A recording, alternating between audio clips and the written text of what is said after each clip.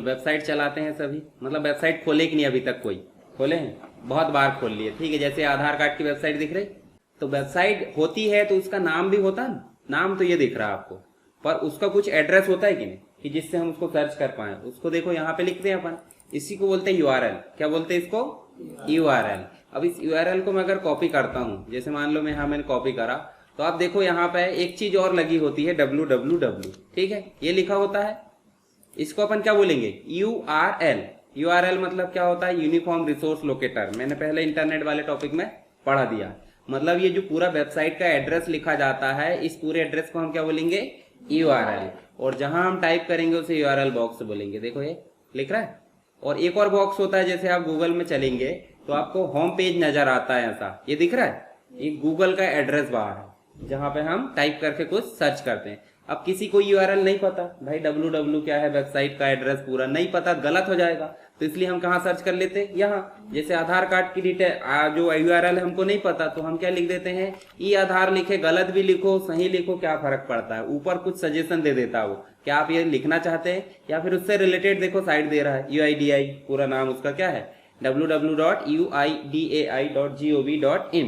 ये किसका एड्रेस है? ये आधार कार्ड का जो वेबसाइट है, unique identification authority of India, जिसको खोलेंगे तो हमको कुछ इस प्रकार एनवायरनमेंट मिलता है। तो एक चीज हमको समझ में है कि हर एक वेबसाइट का नाम होता है और नाम के साथ साथ उसका एक एड्रेस होता है, जिसे हम क्या बोल रहे हैं? यूआरएल बोल रहे हैं। अब यूआरएल में देखो कुछ चीजें मिलती है आपको, क्या क्या मिल रहा है बताओ जरा, यहाँ क्या क्या दिख रहा है आपको?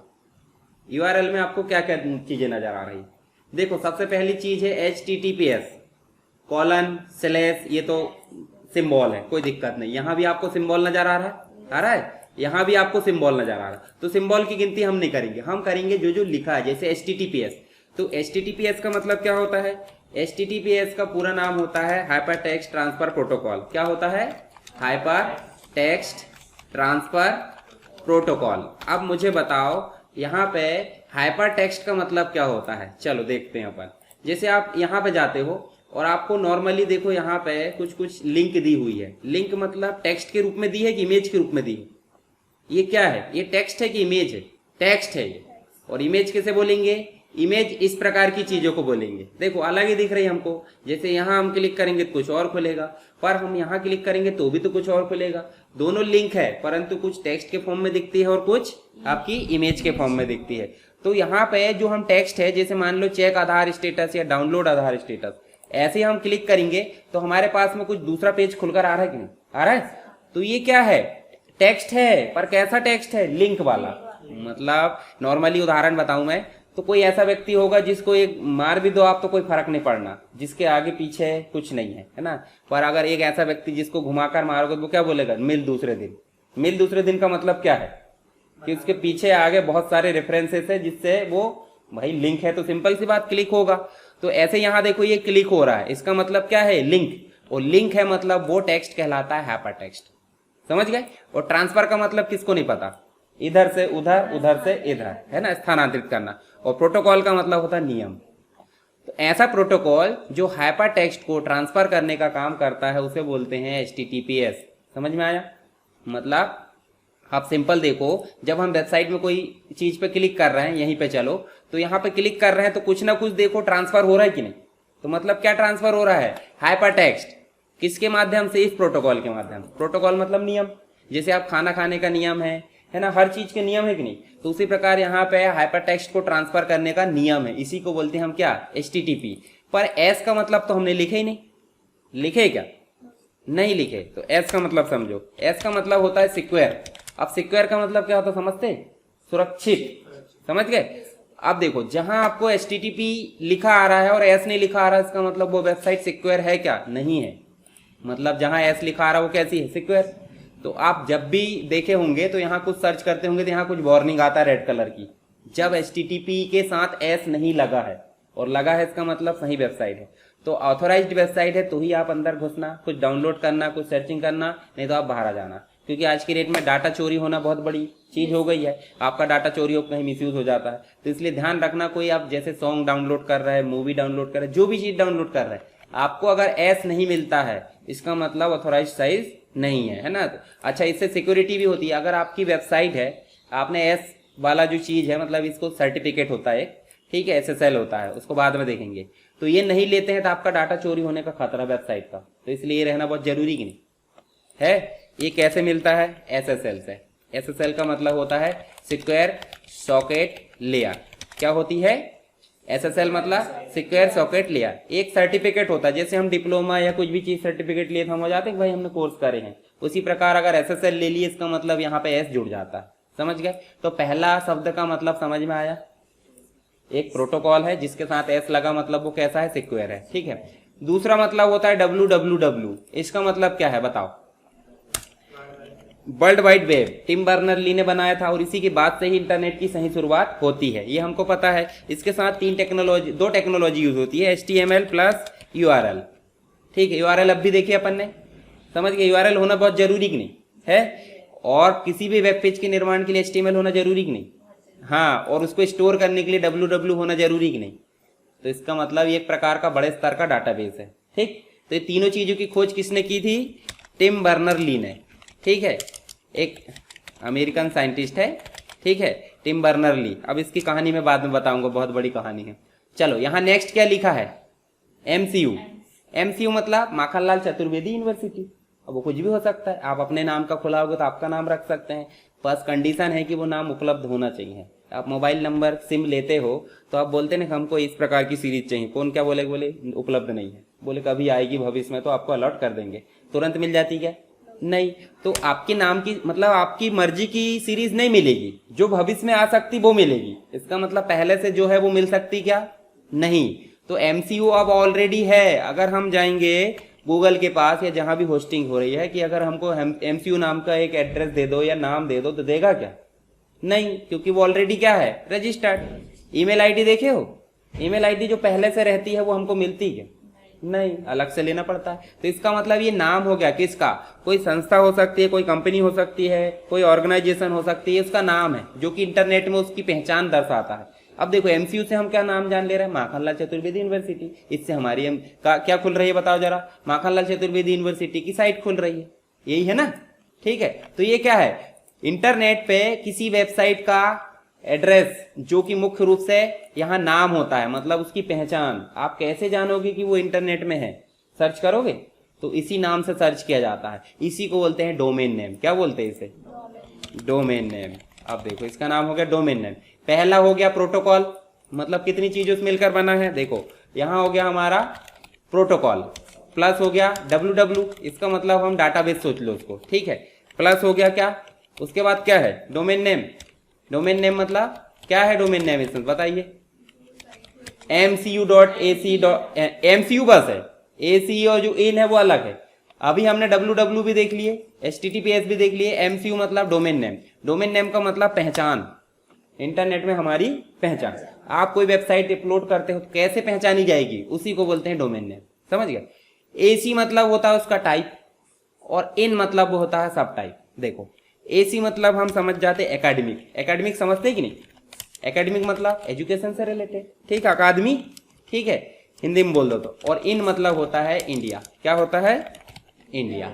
तो अब आप समझो HTTPS मतलब प्रोटोकॉल होना बहुत जरूरी है, इधर से उधर डाटा ट्रांसफर। अब एक बात बताओ, माखनलाल चतुर्वेदी यूनिवर्सिटी की साइट कहीं ना कहीं स्टोर होगी, होगी कि नहीं होगी? तब तो हमारे तक आसानी से जा रही है। इसका मतलब जहां स्टोर होगी उसे बोलते हैं सर्वर।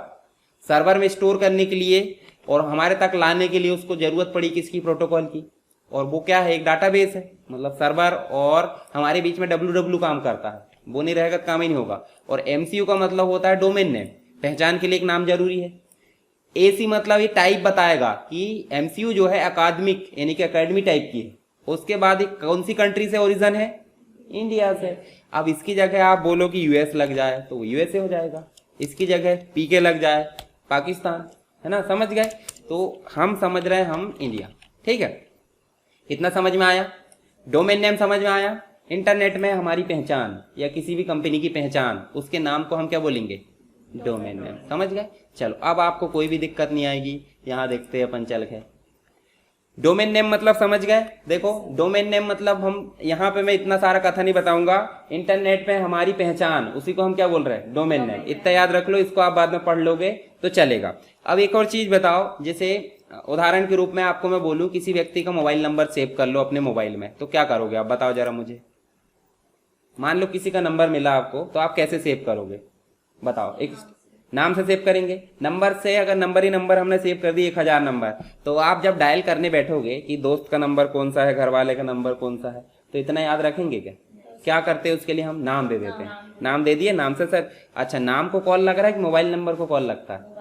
मोबाइल नंबर को। तो ऐसे ही यहाँ पे जो हमारा एड्रेस लिखा, ये वाला, ये लिखा कि नहीं, ये तो हम आसानी से याद रख ले रहे हैं। पर अगर आपको मैं बोल दूं 192.168.10 जो भी है हमारा, इसको इतने सारे, अब देखो एक वेबसाइट हो गई तो ये हो गया, उसके पीछे क्या चल रहा है? एक नंबर चल रहा है। ऐसे ही हजारों वेबसाइट होगी, उसके नाम भी होंगे और क्या होगा? नंबर भी। तो आप नंबर याद करने में ज्यादा कंफर्टेबल हो या नाम याद करने में कंफर्टेबल हो? नाम। तो ऐसे ही गूगल के द्वारा क्या किया गया? गूगल मतलब आप समझ जाओ जो होस्टिंग कंपनी है, कि इस नंबर को याद रखने में परेशानी हो, इसलिए उसने एक नाम दे दिया। इसी नाम को हमने क्या बोले कि भाई एक एड्रेस है, पर वो डोमेन नेम कहलाता है। ये डोमेन नेम के पीछे क्या चल रहा पता आपको? IP address. इसको हमने क्या बोल दिए? IP address. अब आईपी एड्रेस से आप सुने होंगे कहीं ना कहीं, आईपी एड्रेस मतलब एक डिवाइस का, एक वेबसाइट का नाम जो बैकग्राउंड में चलता है। जैसे एक कंप्यूटर इंटरनेट से कनेक्ट होता तो उसको सबसे पहले जरूरत होती है आईपी एड्रेस की, पहचान की, एक एड्रेस की। मान लो आप यहाँ से ईमेल भेज रहे हो, सामने वाला आपका दोस्त है जो भी, तो उसको भेज रहे हो और आप भी भेज रहे हो, तो ये भी पता होना चाहिए सर्वर को कहां से आ रहा है और कहां जा रहा है। तो दोनों का एड्रेस चाहिए कि नहीं? तो इस वेबसाइट का एड्रेस कैसे डिनोट होता है? आईपी एड्रेस से। और आईपी एड्रेस को याद रखना कठिन होता है, इसलिए उसको एक नाम दे दिया जाता है, उसी को क्या बोलते हैं? Domain name. समझ गए? चलो इधर हम कहानी ज्यादा नहीं करेंगे, पूरी कहानी समझ में आ गई होगी। आगे देखो आप, डोमेन नेम के कुछ टाइप होते हैं। जैसे अभी मैंने बताया था AC एकेडमिक टाइप का। .com भी होता है, देखे होंगे google.com। देखो हम यहाँ पे टाइप करते हैं www.google.com, लिखा आ रहा है ये है कमर्शियल टाइप का। कैसा है? अब यहाँ टाइप करोगे, देखो आ रहा है कि नहीं? एस आ रहा मतलब सिक्योर है। www भी आ रहा, गूगल। इसमें से बताओ डोमेन नेम क्या है? बताओ ये सभी में से। गूगल। और टाइप क्या है? टाइप मतलब बताओ? कॉम मतलब कंपनी है, कमर्शियल टाइप का। और www और प्रोटोकॉल तो आपको पता ही है। चलो और देखते हैं अपन यहाँ पे चल के। ORG ऑर्गेनाइजेशन टाइप हो जाता है, जैसे कोई सोसाइटी वगैरह रजिस्टर्ड होती है। .net नेटवर्किंग की साइट है तो वो .net ले लेगा। गवर्नमेंट की साइट है, अब देखो गवर्नमेंट की साइट आप चलोगे www.mponline.gov.in, ये देखो ये साइट का एड्रेस है। तो यहाँ पे बताओ मुझे, इसको मैं कॉपी कर लेता हूँ, यहाँ चले वापस यहाँ। अब बताओ इसमें डोमेन नेम कौन सा है? MP ऑनलाइन, यही है ना? देखो पहचान मतलब यही, ये सब में कॉमन हो सकता है, ये भी कॉमन हो सकता है, ये तो कॉमन है ही, और ये भी कॉमन है। तो इसका मतलब जो अलग दिख रहा हर साइट में वही डोमेन नेम है। समझ गए? तो MP ऑनलाइन इसका क्या है? नाम। इसका मतलब इंटरनेट में है जो नाम होता है वही डोमेन नेम कहलाता है। चलो यहाँ पे नेक्स्ट देखते हैं और क्या है, देखो जरा। EDU एजुकेशन से रिलेटेड साइट है। नेम, इन नेम से रिलेटेड आपने देखा होगा, किसी के घर में कोई बच्चा पैदा होने वाला होता है तो हम देखते हैं कि अल्फाबेट से कौन कौन से नाम हम रख सकते हैं। तो नेम वाली साइट में देखोगे आप तो यही मिलेगा आपको। .biz ये बिजनेस से रिलेटेड, इंफॉर्मेशन से रिलेटेड है। तो ये और बहुत सारे होते हैं, तो मुख्य आपको पता होने चाहिए। ठीक है, नेक्स्ट देखो, यहाँ देखो क्या है ये? TLD यानी टॉप लेवल का डोमेन। टॉप लेवल का डोमेन मतलब सबसे पहले जो टाइप होता है उसी को टॉप लेवल का डोमेन बोलते हैं। देखो ये डोमेन जो है किस टाइप का है? गवर्नमेंट। उसका सब डोमेन कौन सा है? यानी इंडिया का है। ऐसे यहाँ पे देखो आप, यहाँ चल के देखो, ये देखो ये country code top level domain है, यानी कि ये वाला डोमेन नेम बताता है कि कौन सी कंट्री से ओरिजिन है उस साइट का। जैसे US मतलब यूनाइटेड स्टेट, इन मतलब इंडिया, CH मतलब स्विट्जरलैंड, CN मतलब चाइना, RU मतलब रसिया। ऐसे बहुत सारे होते हैं जो मुख्य अपन ने लिख दिए। इस प्रकार देखो, जैसे मान लो आपने एक डोमेन नेम रजिस्टर्ड करा है, कोई भी नाम हो सकता है, MP ऑनलाइन हो सकता है, जो भी। तो डोमेन नेम तो हमको दिख रहा है, उसी डोमेन को दो कैटेगरी के लोग पढ़ते हैं, हिंदी वाले और इंग्लिश वाले। तो उसको हम दो कैटेगरी में बांट सकते हैं, सब डोमेन, हिंदी वाला और एक डोमेन नेम में कोई भी बदलाव हुआ कि देखो जरा, बस सामने हमने क्या लगा दिए? हिंदी, और बाद में मतलब यहाँ पे इसमें इंग्लिश। तो इंग्लिश वाला खोलना है तो इंग्लिश वाले पढ़ लेंगे और हिंदी वाले को हिंदी वाले। पर आजकल देखे होंगे बहुत सारी फैसिलिटी यहीं पे आ गई है। जैसे मैं यहाँ बताऊँ आपको, चलो कोई ट्यूटोरियल खोल के बताऊँ, आपको पढ़ना है HTML, इंग्लिश मीडियम के लिए बता देता हूँ, ठीक है। और अगर उसी को हिंदी मीडियम वाले पढ़ना चाहते हैं तो उसको हिंदी कर सकते हैं अपन। देखो यहाँ पे हम करते हैं HTML ट्यूटोरियल, HTML पढ़ना पड़ेगा हमको। तो HTML ट्यूटोरियल देखो यहाँ 2 साइट होती है काफ़ी अच्छी, W3 स्कूल और एक होती है ट्यूटोरियल पॉइंट, और बहुत सारी भी होती है। तो आप जैसे इसको क्लिक करें तो आपको मिलेगा यहाँ पे इंग्लिश में ट्यूटोरियल मिल रहा है, और यहाँ सारे देखो आपको टैग की कैटेगरी दी है। ओवरव्यू देख सकते हैं आप, साइड में देखोगे तो बेसिक टैग है, ये देख सक रहा है। पर यहाँ तो इंग्लिश वाले के लिए कोई समस्या नहीं है, लिखा ही हुआ है। अगर आप चाहते हो कि इसको रन भी करें तो लाइव डेमो कर लिया करो, देखो ये दिख रहा है, लाइव डेमो करो। आप मोबाइल में भी कर सकते हैं, मतलब आपके पास कंप्यूटर नहीं है, घर बैठे कहीं भी घूम रहे तो आप ऐसे लाइव डेमो कर लेना। और उसको कौन सा, जैसे डेस्कटॉप मोड आता है ना ब्राउजर में, कंप्यूटर मोड खुल जाता है, तो आप यहीं पे देखो जो भी सुधार करोगे और उसको प्रीव्यू करोगे तो यहाँ पर रन मिलेगा। जैसे मान लो यहाँ मैं चेंज करता हूँ, चलो यहाँ पे मैं एक H1 लिखता हूँ, यहाँ मैं लिख देता हूँ H1, और H1 लिखे है, यहाँ लिख देता हूँ दिस इज हेडिंग, ये लिख दिया अपन ने, देखो रन हो रहा है ऑटोमेटिक। तो आपको कहीं भी टेक्स्ट एडिटर और ब्राउजर की जरूरत नहीं पड़ना है जब आप ऑनलाइन हो तो, ठीक है। तो ऐसे भी कर सकते हैं आप। देखो ये आपको दिख रहा है इंग्लिश में, आप मैं इसी को हिंदी में करना चाहता हूं तो एक तो आपको एक्सटेंशन डाउनलोड करना पड़ता है, ट्रांसलेट, गूगल ट्रांसलेट सुने, उसी का एक्सटेंशन भी आता है। जैसे क्लिक करें तो यहाँ देखो खुल रहा है, ये लिखा है ट्रांसलेट दिस पेज, इसको क्लिक करते हैं, देखो यहाँ आपको दुनिया की जितनी लैंग्वेज है उसमें ट्रांसलेशन हो सकता है। ये देखो ये दिख रहा है यहाँ आपको, गूगल ट्रांसलेट का एक आ गया है, जो भी टास्क बार होता है। यहाँ पे देखो इंग्लिश में अभी हम क्या करेंगे, हिंदी का अलावा इतनी लैंग्वेज जो भी आपको आती होगी तो अच्छी बात, नहीं आती तो आप हिंदी में कर लो। ये देखो अब बताओ जरा कोई दिक्कत है क्या? कोई भी दस्तावेज, अब आपके लिए कठिनाई क्या होगी, दस्तावेज मतलब नहीं समझते आप समझते डॉक्यूमेंट मतलब, हिंदी वाली भी, ठीक है। तो आप उसको देखो यहीं पर कर्सर लाग देखोगे तो any document start with heading tag, तो उसी को आप देखो, इससे इंग्लिश भी सीख सकते हैं आप अगर किसी को नहीं आती है तो। देखो यहीं कर्सर लाओ, यहाँ कर्सर लाओगे तो इसका इंग्लिश भी आ गया और हिंदी लिखा ही है, तो आप मैच कर करके अपने इंग्लिश को इम्प्रूव कर सकते हो। और नहीं तो ऐसा पढ़ने में अच्छा लगता है शुद्ध हिंदी तो पढ़ लो, कोई दिक्कत थोड़ी। पर इतनी शुद्ध हिंदी मेरे को नहीं लगता किसी को आती होगी, है ना, नहीं आती ना। हिंदी पढ़, इंग्लिश पढ़ लेंगे पर हिंदी नहीं पढ़ पाएंगे, हिंदी वाले भी, ठीक है। अब यहाँ देखो हेडिंग वन आना था, यहाँ क्या आ गया है, यह शीर्षक वन है, ये देखो ये लिखा दिस इज हेडिंग वन। तो ऐसे में कहीं कहीं दिक्कत हो सकती है। अब आप सोचो कि पूरा पूरा हमारे लिए सरल हो जाता है, ऐसा होता है क्या? नहीं। तो हमने देखे यहाँ 2 डोमेन हमने बना जरूर दिए हैं, पर आज की डेट में फैसिलिटी आ गई है ना, तो हम कर ले रहे हैं। डोमेन नेम सिस्टम, अब देखो अगला क्या है, अभी हमने डोमेन नेम के बारे में समझा।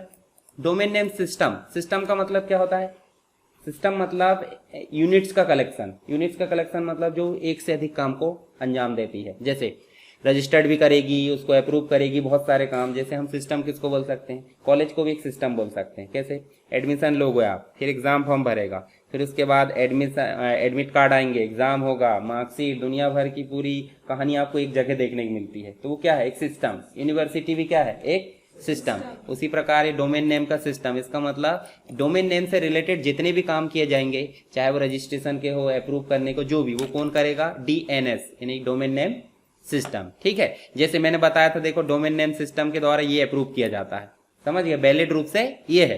पर उसके अल्टरनेट में हमको याद रहा इसलिए ऐसा अल्फाबेट भी दिया जाता है। जैसे हम देखते हैं ना कि भाई 99990 दुनिया भर का उसका नाम कल्लू दे दिए, तो मतलब कल्लू से हम पहचान सक रहा है, पर IP एड्रेस से पहचान सक रहा है क्या? नहीं, इस IP एड्रेस से पहचान नहीं सकते आप। कितने याद रखोगे बताओ? मान लो आपको 2-4 के नंबर याद हो सकते हैं, घर वालों के, दोस्तों के, पर हर एक का नंबर याद हो सकता है? नहीं।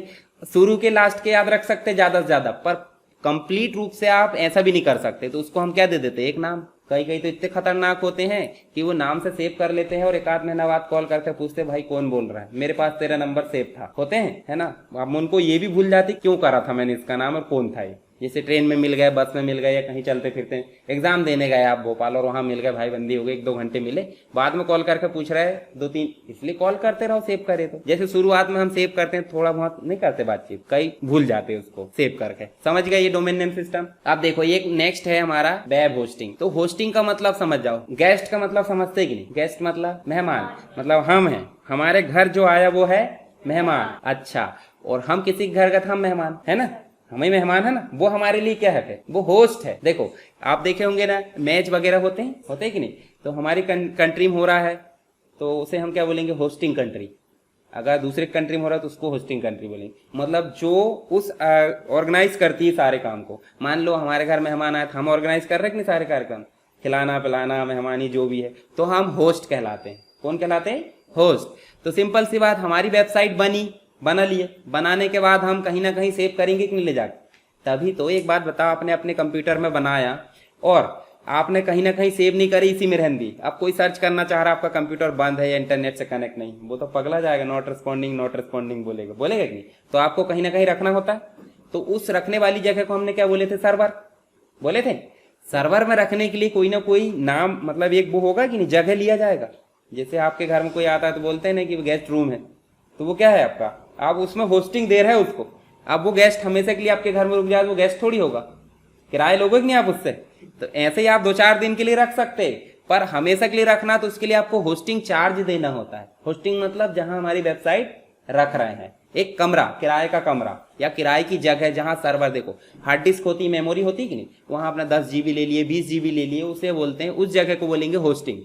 और इंटरनेट वाला काम है इसलिए उसको वेब होस्टिंग बोल देते हैं। जैसे ब्राउजर को वेब ब्राउजर बोल देते हैं, सर्वर को वेब सर्वर बोल देते हैं। इंटरनेट से रिलेटेड सारी चीजों के सामने क्या लग जा रहा है, वेब। ठीक है, तो हम समझ गए। यहां रखा हमारा वेबसाइट, हमने सर्च किए, देखो माखनलाल चतुर्वेदी की वेबसाइट हमने सर्च किए, रिक्वेस्ट कहाँ गई, इंटरनेट में। तो ऐसा मत सोचो इंटरनेट में सारी चीज रखी है, इंटरनेट मीडिएटर कौन है, मीडिएटर। तो इंटरनेट ने बोला हाँ जी बिल्कुल, प्लीज वेट, बोलता है कि नहीं भाई, आपको भला ही पता नहीं चलता, पर कुछ साइट घूमते रहती, मतलब वो ढूंढ रहा है। तो बड़ी कुछ साइट है जो मिल नहीं रही, वो इसको रिक्वेस्ट भेजेगा सर्वर को। ये अपने डाटाबेस में अलग डाटाबेस रखा है, इसने ढूंढा, मिला क्या, हाँ तो रिस्पॉन्स के रूप में जाएगा यस, जिसने मांगा था उसको दे दो, और दे दो तो रिस्पॉन्स के रूप में उसी कंप्यूटर को जाएगा जिसने मांगा था। पता चल रहा है ए ने मांगा, बी को दे दिए। तो इसी समस्या को दूर करने के लिए आईपी एड्रेस होता कि नहीं होता। तो इसका मैंने आईपी एड्रेस बताया था, इंटरनेट से जुड़ा मतलब आईपी एड्रेस। तो इस आईपी एड्रेस के बंदे को क्या मिल जाएगा, जो रिक्वेस्ट की गई थी वो मिल जाएगी। जैसे यहाँ देखो, हमने जो भी चीज सर्च की, मान लो हमने यहाँ www.google.com ऐसा सर्च किए, ये देखो एंटर। तो देखो हमारे सामने ये जल्दी से खुल जाएगा, अभी तो नेट की प्रॉब्लम है इसलिए थोड़ा स्लो खुल रहा है, पर ये रिक्वेस्ट गई होगी इंटरनेट से कहाँ गई, सर्वर पर। सर्वर ने अपने डाटाबेस में ढूंढा कि इस प्रकार का कोई है क्या, उनने बोला हाँ बिल्कुल, वापस भेज दो जिस कंप्यूटर के द्वारा सर्च किया गया था। समझ गए। चलो नेक्स्ट है type of web hosting. Web hosting के प्रकार होते हैं, जैसे आप क्या चलाते हो, विंडोज की वेब होस्टिंग। आप लाइनेक्स चलाओगे तो कौन सी होस्टिंग होगी, है ना, मतलब आपके अनुसार डिफाइन नहीं होता, ये सर्वर के अकॉर्डिंग होता है। उसमें क्या है, तो 2 प्रकार की होती है। ये ज्यादा सिक्योर होती है, लाइनेक्स वाली कैसी होती है, ज्यादा सिक्योर, तो महंगी होगी कि नहीं। जो ज्यादा सुरक्षा देगा वो महंगा होगा और ये सस्ता। अभी हमारे एटीएम वगैरह ये सारी चीजें जो है लाइनेक्स वाली हो जाएंगे, तो क्या होगा, हैकिंग करना पॉसिबल नहीं होगा, सिक्योरिटी बहुत रहती है। और ये अलग अलग प्रकार के होते हैं, जैसे शेयर्ड होता है।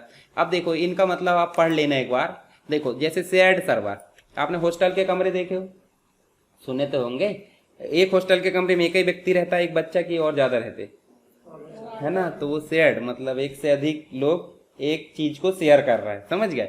उसी प्रकार देखो वर्चुअल प्राइवेट सर्वर, आप ऐसा बोल सकते हैं कि किराए का मकान है, उसमें अलग अलग कमरे हैं। तो किराए का मकान तो मकान मालिक का है, पर हम उस मकान के अंदर रह के अपनी प्राइवेसी मेंटेन कर सकते एक अलग कमरे में, उसी को बोलते क्या, virtual private server.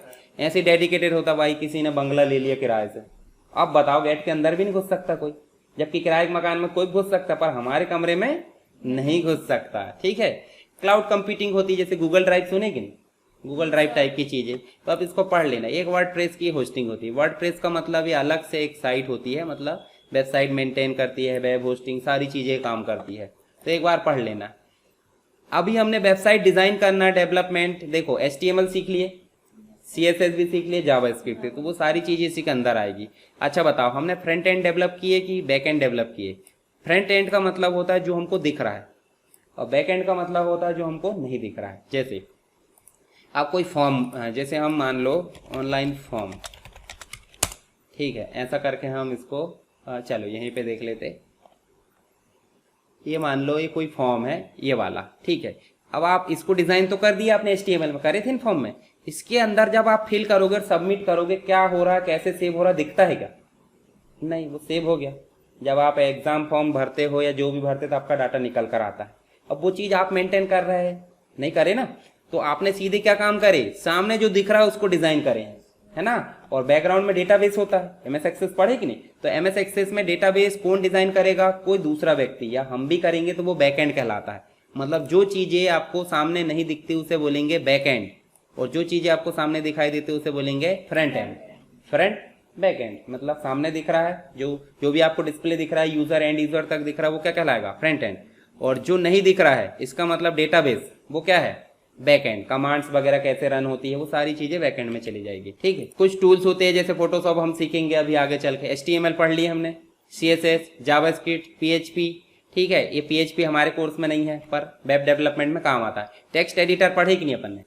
Notepad plus plus, Sublime है, BS कोड है, सब बता दिया। अच्छा, ये डेटाबेस है जिसमें हमारा डाटा सेव होता है, होगा कि नहीं होगा भाई? किसी कस्टमर ने क्वेरीज हमारी जनरेट किया, भाई कुछ पूछ रहा है तो वो कहीं ना कहीं सेव होगी तभी हमको दिखेगी। ठीक है, तो वो क्या हो गया हमारा डेटाबेस। और प्रोजेक्ट डेवलपमेंट मतलब आपके पास में फोटोशॉप का नॉलेज होना चाहिए, डिजाइन। अब एक बात बताओ, फोटोशॉप का नॉलेज क्यों जरूरी है भाई? कोई वेबसाइट देखो आप, चलो यहीं पे हमने अभी ओपन करे थे ना, तो यहाँ पे हमने ये देखो, ये सामने देखो आपको फोटो दिख रही है, कुछ आइकॉन भी दिख रहा है। अब ये आइकॉन स्टाइलिश बनकर आए हैं तो कहीं ना कहीं से तो आए होंगे, तो वो स्टाइलिश आइकॉन बनने का काम कोई ना कोई ग्राफिक्स सॉफ्टवेयर का होता है। तो उस ग्राफिक्स सॉफ्टवेयर को हमने मान लिया फोटोशॉप। तो फोटोशॉप जब हम पढ़ेंगे सीख जाएंगे। ये होता है वेब पेज का स्ट्रक्चर बनाने का काम, इसको सजाने का काम, उसमें कोडिंग करने का काम।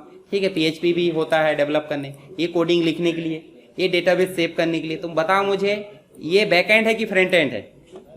Back and. और ये सब फ्रंट एंड।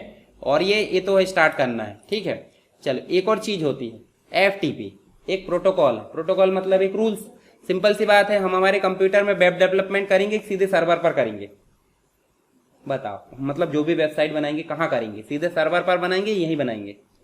अपने कंप्यूटर पर बनाएंगे लोकल, और अपने कंप्यूटर बनाने के बाद सर्वर पर अपलोड करोगे कि नहीं? जैसे आप देखो फेसबुक पर कुछ चीजें डालने के लिए पहले यही डिजाइन कर लेते हो और उसके बाद अपलोड करते हो, तो अपलोड करने के लिए एक प्रोटोकॉल की जरूरत पड़ती है, उसी को बोलते हैं FTP यानी फाइल ट्रांसफर प्रोटोकॉल। समझ गए? हमारी जिंदगी में जैसे हर एक चीजों के लिए एक नियम है, उसी प्रकार इंटरनेट में हर एक चीजों के लिए एक नियम है। आप गाना डाउनलोड करोगे तो भी ये जरूरत पड़ेगी, गाना अपलोड करोगे तो भी इसी की जरूरत पड़ेगी, FTP की। ठीक है, FTP की हिस्ट्री पढ़ सकते हैं, ये सब सॉफ्टवेयर है FTP के। एक चीज और देख लो, क्लाइंट सर्वर आर्किटेक्चर। तो देखो मैंने अभी बताया आपको सर्वर मतलब जो, अच्छा क्लाइंट मतलब क्या होता है? जो रिक्वेस्ट करेगा, और सर्वर मतलब जो रिक्वेस्ट को पूरा करेगा। तो इसी से मिलकर एक स्ट्रक्चर बनता है, इसी को क्या बोलेंगे? Client server architecture. अब आप देखो, आप मोबाइल से चला सकते हैं इंटरनेट कुछ चीजें सर्च करने के लिए, आप लैपटॉप से चला सकते हैं, आप डेस्कटॉप पर चला सकते हैं, या अन्य कोई डिवाइस हो सकती है। ये सारी डिवाइस किससे जुड़ी हुई है? इंटरनेट से। जब हम यहाँ से कुछ चीज सर्च करेंगे तो इंटरनेट उस रिक्वेस्ट को एक्सेप्ट करेगा और वो ले जाएगा कहाँ पे? जहाँ डाटाबेस सेव है। ये सर्वर भी एक प्रकार की मशीन है, इसके बैकएंड में भी डाटाबेस सेव है, मतलब हार्ड डिस्क वगैरह SSD सब रखी हुई है। वहाँ उसको सर्च करेगा, और सर्च करने के बाद क्या करेगा? वो सर्च करने के बाद उसको जो है रिक्वेस्ट को रिस्पॉन्स के रूप में बदलेगा। चलो, क्लाइंट सर्वर आर्किटेक्चर समझ में आया? क्लाइंट मतलब जो रिक्वेस्ट करेगा, सर्वर मतलब जो इस रिक्वेस्ट को पूरा करेगा। ठीक है, और इंटरनेट जो है आपका मीडिएटर है। ठीक, ये सारी चीजें आप एक बार देख लेना, मैं डाल दूंगा। और क्लाइंट सर्वर आर्किटेक्चर भी 2 कैटेगरी में आते हैं, 2 टायर होता है और एक 3 टायर होता है। 2 टायर का मतलब होता है कि सीधे आप जाओ दुकानदार से आप सामान खरीद लो, ऐसे नॉर्मल मार्केट की बात करें। कुछ चीजें ऐसी होती है जब आप किसी को भेजते हो रिक्वेस्ट, वो उस रिक्वेस्ट को किसी सामने वाले को देता है, उस रिक्वेस्ट को पूरा होने के बाद वो वापस लाग देता है, यानी कि किसी मीडिएटर की जरूरत जहां पड़ती है वो 3 टायर है। अब ऐसी कौन सी चीज है जो आप खरीदते हो और आपको डायरेक्ट नहीं मिलती? ऑनलाइन चीजें खरीदते हो, है ना? तो आप यहाँ से रिक्वेस्ट भेजते हो किसको? मान लो फ्लिपकार्ट या अमेजन को। तो अमेजन क्या हो गया आपका? बीच में हो गया। और कहाँ से आ रहा है? अब देखो, फ्लिपकार्ट के पास ना तो कोई स्टोर है ना कुछ है, वो तो वेयर हाउस से कनेक्ट है दुनिया भर में। ठीक है, तो वो उस जगह उस रिक्वेस्ट को भेजेगा, वहां से वेयर हाउस में आएगा फ्लिपकार्ट का, और उसके बाद जो है हमारे तक पहुंचेगा। तो वो क्या है? हमारा 3 टायर। ऐसे इंटरनेट में चीजें होती है, जैसे हमारे पास क्या है? गूगल क्रोम, फायरफॉक्स ब्राउजर, जहां हम सर्च करते हैं, और सर्च करने के बाद ये कुछ इस प्रकार के एप्लीकेशन सर्वर होते हैं, जैसे IIS होता है, अपाचे होता है ना, ASP.NET। ये उस रिक्वेस्ट को एक्सेप्ट करेंगे और डाटाबेस को ले जाकर छोड़ेंगे। अब एक बात बताओ, यहाँ पे एप्लीकेशन सर्वर भी है और डाटाबेस भी है, तो ये एक से अधिक काम कर रहा है, और ये एक से अधिक काम ना करके सिर्फ डाटाबेस का काम कर रहा है। इसका एक काम किसने डिवाइड कर दिया? एप्लीकेशन सर्वर ने। तो 2 जगह काम डिवाइड हो गया ना। जैसे आपको मैं दे दूं थोक रेट में एक साथ काम दे दूं, तो आप अच्छे से काम करोगे, या 4 लोगों को वही काम बांट कर दूं वो अच्छे से काम करेंगे? आप दिमाग खराब कर लोगे, बोले दुनिया भर का काम मेरे को दे दिए, ये टेंशन वो टेंशन, तो कुछ काम अच्छे होंगे और कुछ काम खराब। तो आप बताओ मुझे, यहाँ आसानी से काम होगा कि यहाँ आसानी से काम होगा? और महंगा कौन सा पड़ेगा? नीचे वाला। ज्यादा व्यक्ति काम कराना महंगा है, काम बोले पैसे बचाने के चक्कर में एक ही को दे दिए, पर क्वालिटी तो घटा दी आपने। तो यहाँ पे क्या होता है, डायरेक्टली अगर किसी चीज में आप इंटरेक्शन करते हो तो सिक्योरिटी प्रॉब्लम देखने को मिलती है, पर यहाँ मीडिएटर है, सीधे आप यहाँ पे दिक्कत कर सकते हैं क्या? नहीं, आपकी कनेक्टिविटी यहीं तक है, बाकी कनेक्टिविटी किसकी है? एप्लीकेशन सर्वर की। तो ये 3 टायर होता है और ये 2 टायर होता है ना। चलो ये चीजें आपकी थ्योरी वाली पोर्शन हो गई यहाँ पे। इसके अलावा 1-2 चीज और बची है, ये तो आपका प्रैक्टिकल वाला है, तो इसको अपन बाद में पढ़ लेंगे, ठीक है।